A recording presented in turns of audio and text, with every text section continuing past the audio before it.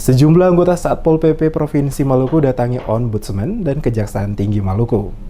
Sejumlah anggota Satpol PP pemerintah Provinsi Maluku Jumat kemarin datangi kantor Ombudsman Republik Indonesia Perwakilan Maluku dan kantor Kejaksaan Tinggi Maluku melaporkan sejumlah kejanggalan saat dilakukan kurang lebih 1.300 anggota Satpol PP pada lingkup pemerintah Provinsi Maluku tahun 2018.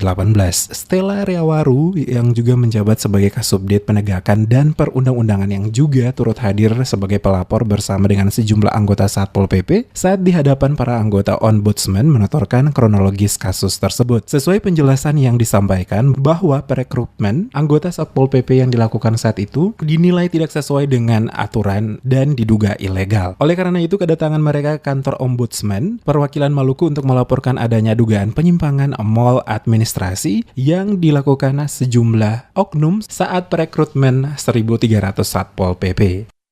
Ada perekrutmen 1.300 anggota Satpol PP ilegal yang sekarang berdomisili, mereka bikin sekretariat di Rina Makana. Waktu itu beta turun ke sana. Nah, waktu beta turun ke sana pas saya ketangkap. Jadi setiap anggota itu diminta 100.000. 100.000 itu pertama awal. Jadi waktu itu beta tanya, kok kalian diminta 100.000 dalam rangka apa? Katanya untuk baju olahraga.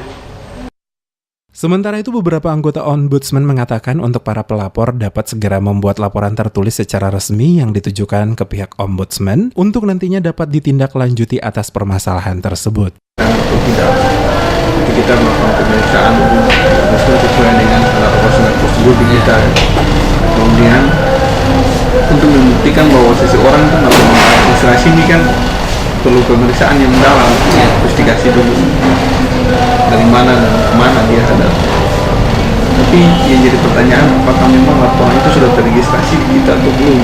Itu nanti kalau memang sudah, berarti sudah terlalu lama. Usai dari kantor Ombudsman Perwakilan Maluku, Stella Riawaru bersama sejumlah anggota Satpol PP datangi kantor Kejaksaan Tinggi Maluku untuk melaporkan dugaan pelanggaran hukum saat dilakukan perekrutmen kurang lebih 1.300 anggota Satpol PP. Mereka berharap Kejaksaan Tinggi untuk dapat segera menindaklanjuti persoalan ini dengan meminta keterangan sejumlah orang yang diduga terlibat. Sementara itu, Asisten Intelijen Jakati Maluku Iwa mengatakan pihak Kejaksaan akan segera menindaklanjuti laporan tersebut dengan terlebih dahulu memintai keterangan sejumlah orang yang diduga mengetahui atau terlibat dalam proses perekrutmen Satpol PP tersebut. Ini Pak, ini akan kita tindak lanjuti ya Pak ya, dengan pemeriksaan mungkin nanti Pak Mat yang akan, ini Pak Mat kasih kasih C, iya Pak, yang membawa ekonomi dan termasuk tindak pidana korupsi ini beliau. Dia akan tindak lanjuti. Saya bisa beliau nanti Bapak buat lapinha dan telahannya Pak ya.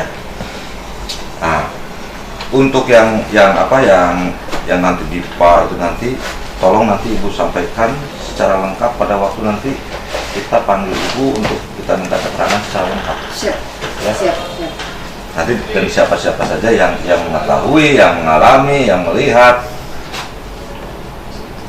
nanti akan kami mintakan keterangannya juga. Sesuai keterangan yang disampaikan oleh Stella Riawaru bahwa saat ini dilakukan pembayaran gaji Satpol PP untuk 48 orang selama 6 bulan yang dimulai dari bulan Januari sampai Juni 2018.